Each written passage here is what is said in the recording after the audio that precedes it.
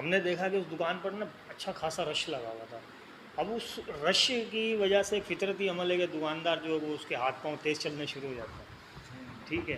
اب ہم نے یہ دیکھا کہ دودھ جس وقت وہ ہم ڈیری کی دکان پر تھے نا، وہ دودھ جب وہ دے رہا تھا، جس نے 2 کلو لینا ہے اور آدھا کلو کا وہ پیمانہ ہے یا ½ لیٹر کا پیمانہ ہے، تو اس نے اسے 4 دفعہ ایسے اپنا ہاتھ وہ چلانا ہے.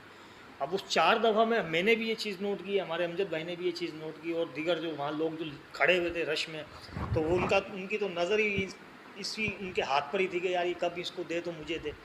وہ بھی دیکھ رہے تھے. ان میں سے پھر ایک شخص آخر کو بول پڑا کہ آپ جو نا دودھ کم دے رہے ہیں، یہ ذرا اپنے ہاتھ کی طرف آپ دھیان دیں. تو بجائے اس کے کہ وہ اپنی اصلاح کرتا، بہرحال تکبر کے ساتھ اور بڑی سختی کے ساتھ وہ اس بیچارے اس غریب کو ہی جس نے بولا، وہ جھاڑ پھونک کر کے اسے وہاں سے بھگا دیا. تو اب یہ جو چیز ایک نظر آئی، یہ میں اس لیے میں بات کر رہا ہوں کہ اب میں نے یہ دیکھا ہے کہ جس دکان پر، ڈیری کی دکان پر خاص طور پر جہاں زیادہ رش ہوتا ہے، فطرتی طور پر دکاندار کسٹمر کو جلدی فارغ کرنے کے چکر میں وہ اپنے ہاتھ کی سپیڈ بڑھا لیتا ہے. اب وہ دودھ ڈالتے ہوئے وہ پورا گیا نہیں ہوتا کہ وہ واپس اس کا ہاتھ اپنے اس ٹب میں، دودھ والے ٹب میں وہ چلا جاتا ہے.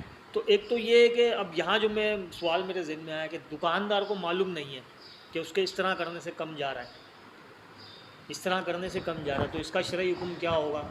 پھر دوسرا سوال یہ کہ کسٹمر نے اسے کہہ دیا ہے کہ یار آپ کم دے رہے ہیں، اس کا شرعی حکم کیا ہوگا. تیسرا یہ کہ دونوں کو ہی نہیں پتہ، دینے والے کو بھی نہیں پتہ کہ میں کم دے رہا ہوں اور لینے والے کو بھی نہیں پتہ کہ میں کم لے رہا ہوں، اس کا شرعی حکم کیا ہوگا. اور چوتھا سوال تو یہ ہے کہ دونوں کو ہی پتہ ہے کہ میں کم دے رہا ہوں اور لینے والے کو بھی پتہ ہے کہ میں کم لے رہا ہوں، لیکن خاموش صرف اس وجہ سے ہے کہ کہیں فتنہ برپا نہ ہو، میں اسے اپنا حق مانگ لوں گا تو یہ لڑ پڑے گا، یا اس طرح کا مطلب کہ فتنہ برپا نہ ہو.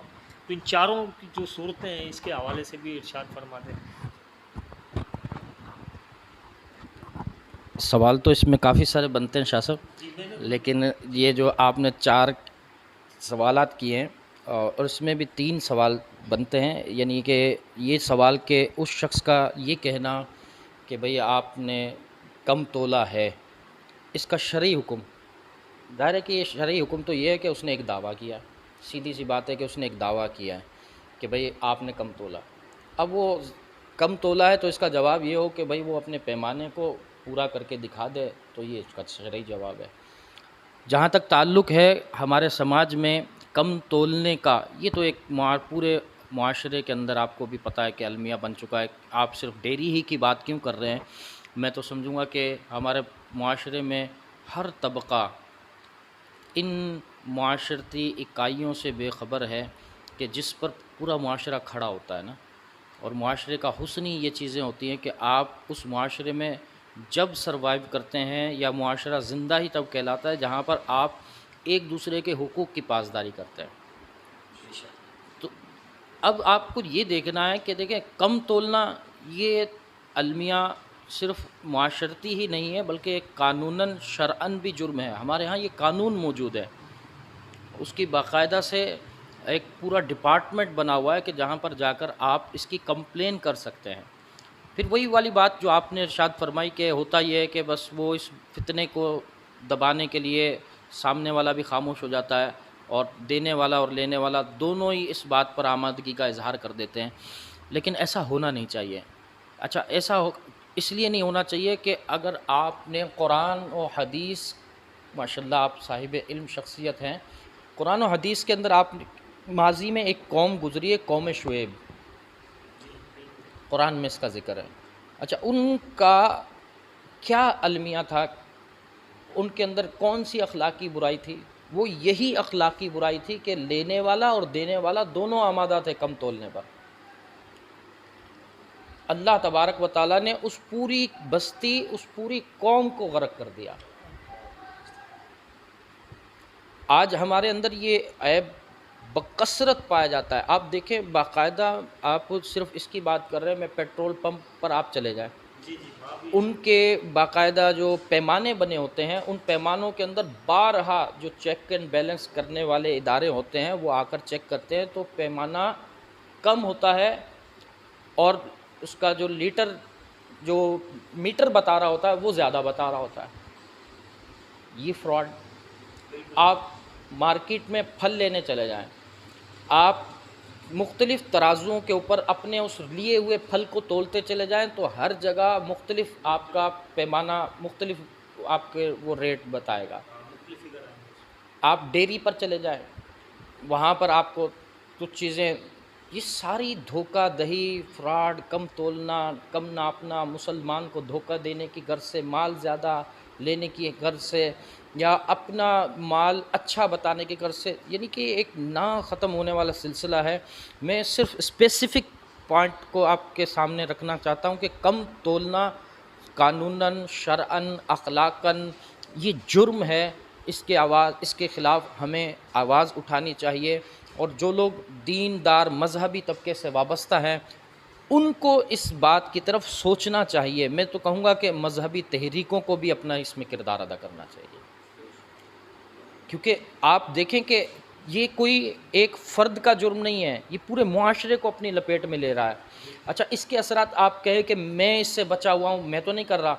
ٹھیک ہے, آپ نہیں کر رہے, لیکن آپ کہیں نہ کہیں اس چیز کو دیکھ کر خاموش رہ کر ایک خاموش جرم میں تو مبتلا ہے. خاموش رہ کر میں تائید کر رہا ہوں. جی جی جی.